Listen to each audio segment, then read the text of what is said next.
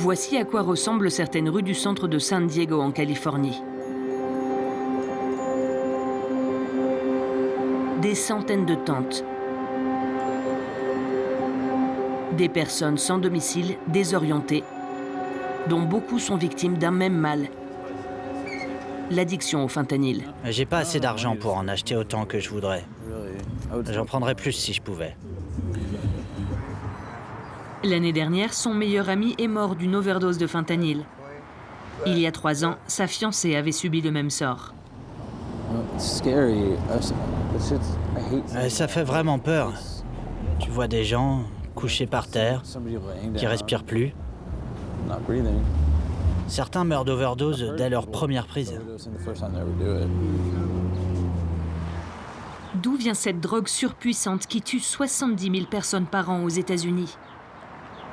Comment le fentanyl a-t-il supplanté en moins de 10 ans presque toutes les autres substances produites par les narcotrafiquants? Pour le comprendre, il faut d'abord se rendre ici. Le Sinaloa, sur la côte ouest du Mexique, le berceau des plus grands cartels mexicains. C'est là qu'ils ont fait leur fortune, avec la marijuana d'abord, puis est venu le temps des dérivés de l'opium, puis des méthamphétamines, avant que le fentanyl ne débarque avec fracas sur le marché. Ces 2 hommes ont vécu ce bouleversement. Flavio, 23 ans, ici à gauche, fabriquait cette drogue mortelle. Orlando, 36 ans, l'a transportait vers la frontière avec les États-Unis. Ils sont aujourd'hui tous deux en cure de désintoxication et espèrent se réinsérer à leur sortie. Avec eux, nous allons retracer la route du fentanyl au Mexique. J'ai vu le fentanyl arriver en 2017. Ça a été comme une épidémie. On a commencé à voir des morts partout. Flavio n'a jamais consommé de fentanyl, mais travailler à son contact aurait pu le tuer. Au début, j'étais chargé de faire les paquets de pastilles pour les envoyer aux États-Unis. Mais j'ai commencé à avoir des problèmes. C'est une substance qui est toxique par simple contact avec la peau. Tu en sens les effets. On connaît très bien les dangers, mais ça n'importait pas. On aurait dû utiliser des gants de latex, des masques, des uniformes à manches longues. On aurait dû se couvrir intégralement pour éviter le contact. Mais on ne le faisait jamais. Mes mains commençaient à peler et je devenais accro. Tous les matins, j'arrivais le premier pour faire les paquets de pastilles, parce que j'avais besoin de cette sensation.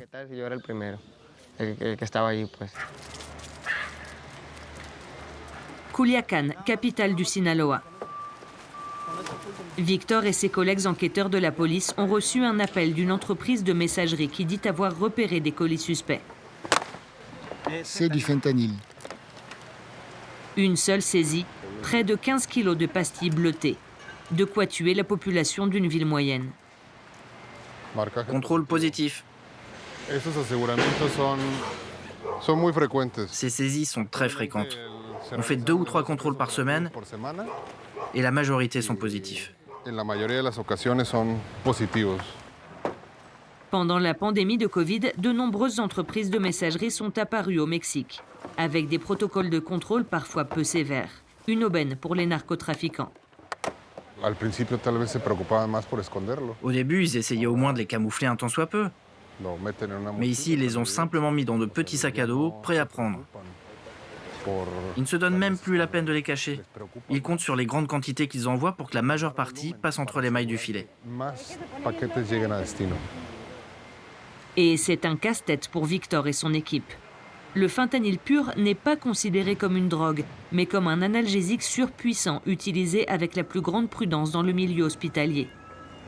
Il est importé de Chine, tout comme les autres ingrédients qui composeront les pastilles, dont aucun, pris séparément, n'est illégal. On est encore aveugle sur toute la première partie de la chaîne de production. Les saisies qu'on fait sont des saisies de produits finis, de pastilles qui sortent du laboratoire vers la clientèle. Avant le laboratoire, ce sont des ingrédients qui circulent en petite quantité. Et ils sont difficiles à repérer pour nous. Et se confondent avec n'importe quel ingrédient pharmaceutique. On a beaucoup de mal à les localiser. Ces paquets portent l'image du Mayo Zambada, un fameux narco mexicain. Mais ce peut être un faux indice destiné à brouiller les pistes des enquêteurs. On peut fabriquer jusqu'à 1 million de pastilles avec 1 seul kilo de fentanyl pur. Coût de production estimé par unité, 1 centime d'euro. Prix de vente dans les rues des grandes villes américaines, 10 € en moyenne.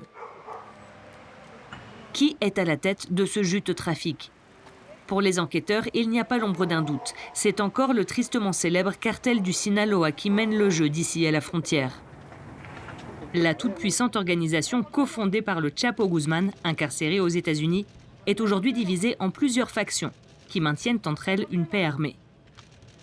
On appartient à une génération qui a baigné dans le narcotrafic.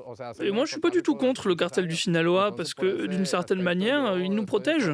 Je trouve ça bien qu'il veille à ce qu'aucune autre organisation criminelle ne vienne et commence à extorquer, à kidnapper, à voler. Je soutiens ce cartel, tant qu'il nous protège en retour. Pour créer un laboratoire, il te faut un investissement de 20 millions de pesos environ. Mais après, tu en tireras des bénéfices de 80 ou 90 millions par mois. Donc il est indispensable d'avoir le soutien d'un puissant cartel pour commencer. Dans le Sinaloa, le narcotrafic, c'est une culture, une économie, presque un art de vivre.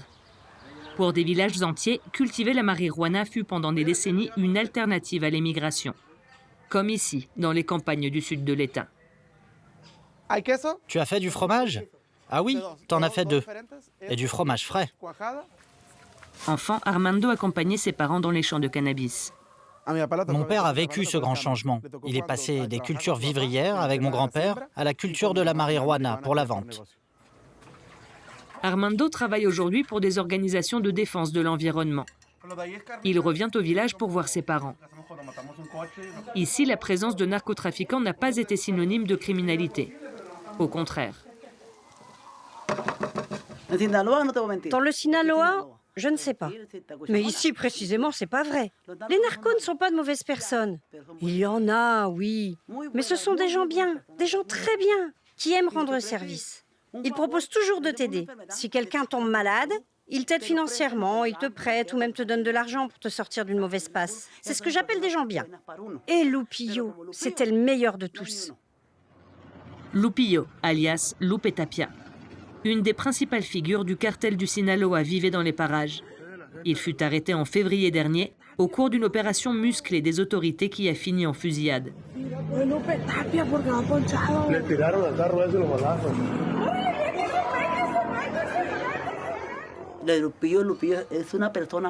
Lupillo, c'était une crème d'homme. Tout le village l'a pleuré. Moi aussi, je l'ai pleuré. Car on nous a d'abord dit qu'il avait été tué.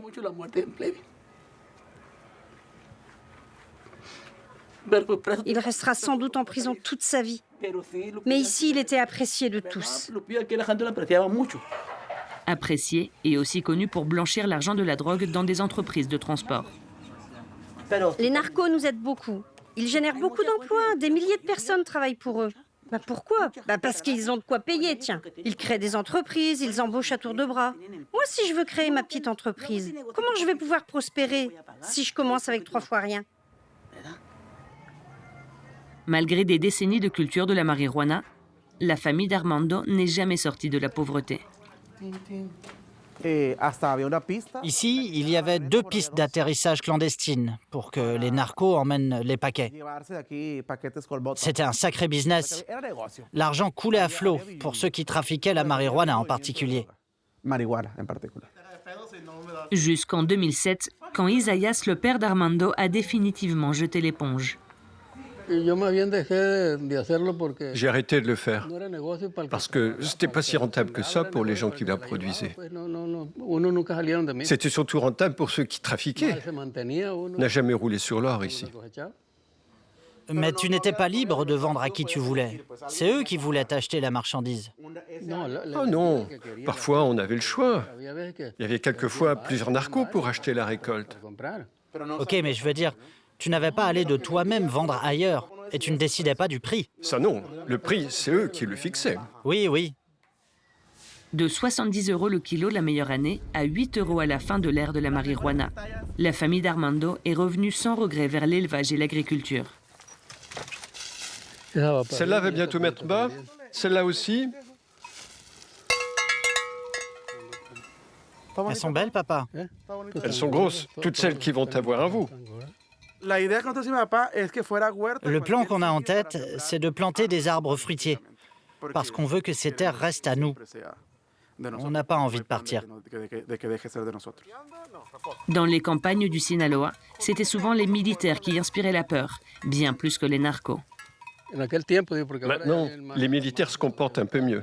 Mais en ce temps-là, ils arrivaient, ils attrapaient n'importe qui, ils le passaient à tabac. C'est arrivé qu'ils embarquent certains dans leur camion et qu'ils ne reviennent plus. Plus jamais. Ils ont sans doute jeté leur corps quelque part. Ici, on n'a aucun respect pour eux. C'était des abus à répétition pendant des années.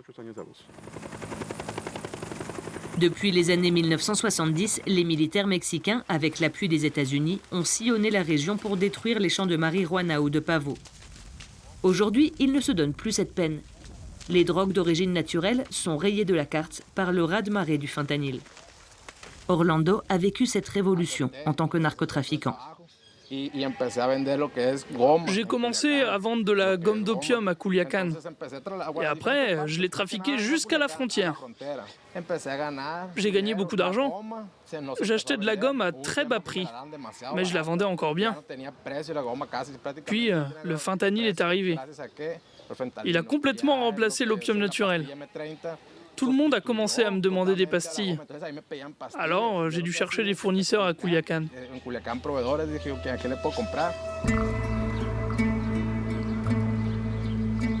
Tout passe au synthétique.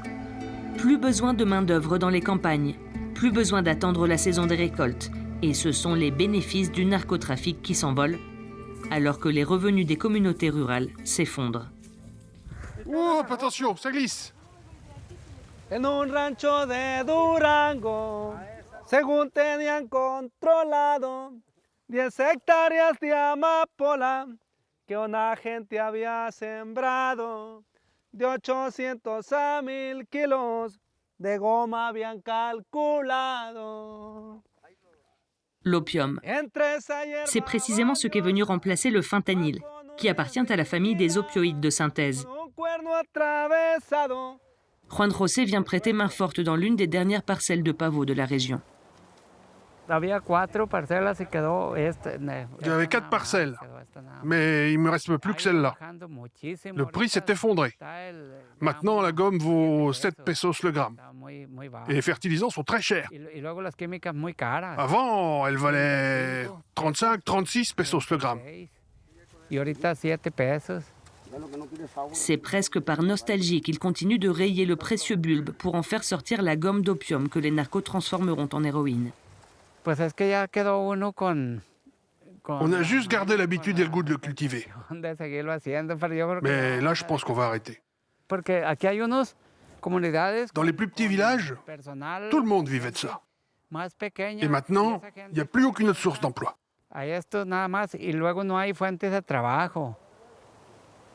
Ici, à Surutato, on espère que ces jolies montagnes, débarrassées de leurs champs de pavot, pourront bientôt attirer les touristes. En attendant, Juan José retourne lui aussi à des cultures traditionnelles, comme la pomme de terre. Elles sont déjà en train de germer. Et quand elles sont cuites, c'est un délice.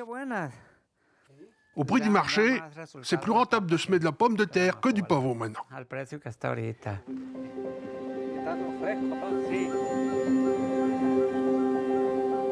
Mais dans certains recoins du Sinaloa, la drogue a encore toute sa place. Entre les broussailles, une forte odeur d'ammoniac vous prend à la gorge. Cet homme nous emmène là où il a travaillé pendant 2 ans, jusqu'à ce que la police vienne tout démanteler il y a 3 semaines. Un laboratoire clandestin de méthamphétamine.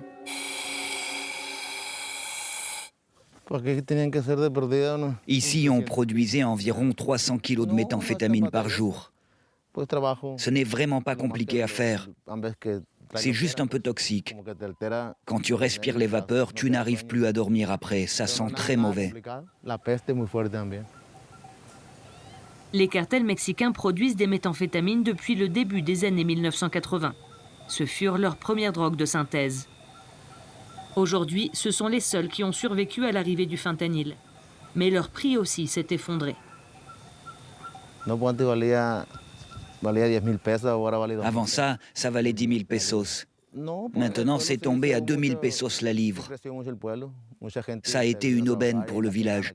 Beaucoup sont venus travailler ici et personne n'a eu besoin d'émigrer. Le travail valait la peine. Les gens se construisaient leur maison avec cet argent.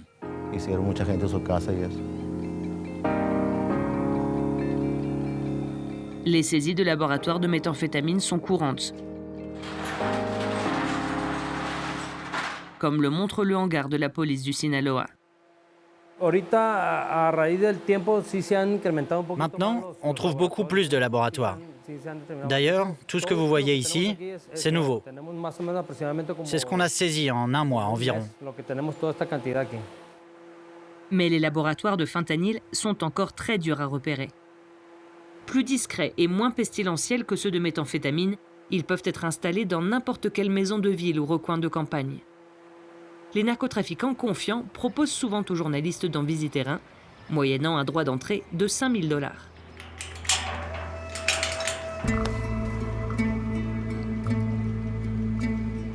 Nous remontons du Sinaloa vers la frontière avec les États-Unis. Tijuana. L'un des plus gros points de passage de frontière au monde. Ici, le fentanyl est partout, en attente de son passage vers les États-Unis. Et on en voit les ravages dans les rues. Le rapport dit que la personne est inconsciente. Ça doit être une overdose. Tu as qui de dispo à la base? Alan est chef d'équipe à la Croix-Rouge. Les dimanches sont souvent pour lui les jours les plus chargés. Comment tu t'appelles? Diego? Arturo? T'as quel âge, Arturo? Asseyons-le. Il est 4 heures de l'après-midi. Il vient de traiter son 7e cas d'overdose de la journée. L'homme est sonné. Son ami, qui a pris la même substance que lui, est sous surveillance.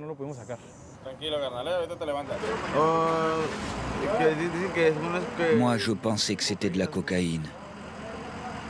Mais c'était autre chose apparemment? Si. Ça t'était déjà arrivé? Non. Tu consommes du fentanyl? Non, jamais. Je ne savais pas. Je crois qu'ils nous ont vendu autre chose. Heureusement, Alan a sur lui l'antidote qui lui a permis de sauver des centaines de vies. On y va. Respire normalement. L'analoxone. 1, 2, 3. Ok. Tu vas te sentir moins engourdi dans un instant. Un remède efficace, mais encore difficile à trouver. Alan en profite pour laisser quelques doses aux pompiers de la ville. Celle-là a perdu son capuchon, mais je te la donne quand même. Tiens, en voilà 2. J'en garde une. On a vécu une triple pandémie ici. Pendant le Covid, on traitait des cas graves toute la journée. Et à côté de ça, les overdoses pour fentanyl ont explosé.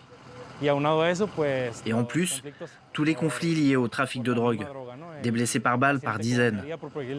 Tout ça allait ensemble. Tu peux m'envoyer l'adresse? Hey, t'es prêt? Merci, à plus. Un autre cas d'overdose. Pas de répit, il faut courir vers une autre urgence. Que fait cet homme dans la vie? Il est chauffeur routier. Ah ok, ça s'est passé vers quelle heure? Il y a 1 heure environ. Alan doit utiliser sa dernière dose de naloxone, qui heureusement fait effet. Il se réveille. Comment il s'appelle? Fernando. Fernando. Comment tu te sens, Fernando? L'homme est passé à 2 doigts de la mort. Fernando, allez, redresse-toi. Mets-toi derrière lui.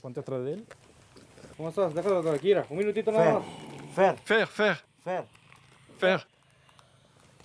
C'est Guillermo. Écoute-moi. Tu dois respirer avec ce masque. Le fentanyl a déferlé sur cette ville frontière. Et il s'est même glissé dans la composition des autres drogues. Dieu merci, il va bien. Et il y a une semaine, 2 très bons amis à moi sont morts d'overdose.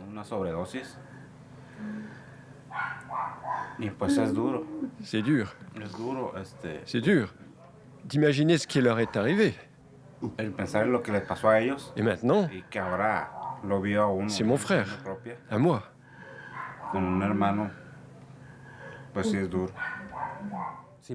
Encore une fois, l'homme était persuadé d'avoir pris de la cocaïne. Sa famille nous a dit qu'il était chauffeur routier. Il doit veiller de longues heures de route. Et ils prennent souvent de la cocaïne pour se maintenir éveillés et en alerte. Mais souvent, ils ne peuvent pas vraiment savoir ce qu'on leur vend. Ils prennent un opioïde sans le savoir, tombent dans une espèce de torpeur, puis de coma, et ils arrêtent de respirer. Pour Alan, les ravages du fentanyl ne font que commencer au Mexique.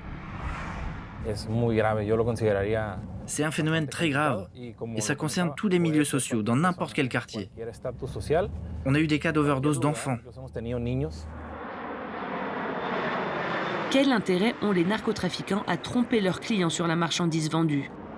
C'est Flavio qui nous donne la réponse, après 6 années passées dans l'élaboration du fentanyl. On pouvait moudre les pastilles de fentanyl et ça en faisait une poudre qui ressemblait à de la cocaïne. Et parfois, certains lots de fentanyl étaient mal dosés et invendables tels quels. Mais pour ne pas perdre l'investissement que ça représentait, on en faisait de la poudre et on la vendait en disant que c'était de la cocaïne. Pour élaborer les pastilles, les narcos ajoutent les ingrédients les moins chers afin de diminuer les coûts de production. Soude caustique, mort au rat, pastilles hormonales pour le bétail. Le fentanyl pur représente moins de 2 mg par unité. Le fentanyl est arrivé sur le marché et n'en sortira plus. Ils produisent des millions de pastilles par jour. Des millions. Rien ne va pouvoir arrêter ça. Flavio affirme qu'il fabriquait à lui seul entre 200 000 et 300 000 pastilles par jour. Si le dosage est mal fait, tu peux mourir avec une seule pastille dès ta première prise. Le danger de l'overdose à chaque prise. C'est ce qui guette David et tant d'autres. Ici, dans les rues du centre, je dirais qu'environ 3 personnes sur 5 en prennent. 2 sur 5, 3 sur 5. Et ça se trouve très facilement. C'est bien plus facile à trouver que, par exemple, l'héroïne. On n'en trouve plus du tout maintenant. Le cortège de morts du fentanyl endeuille chaque jour les États-Unis. Et le Mexique, autrefois simple pays de fabrication et de transit, devient consommateur lui aussi. De plus en plus de paquets saisis par la police ne sont plus en partance vers les États-Unis, mais vers l'intérieur du pays. L'ère de cette drogue surpuissante semble n'en être qu'à ses débuts.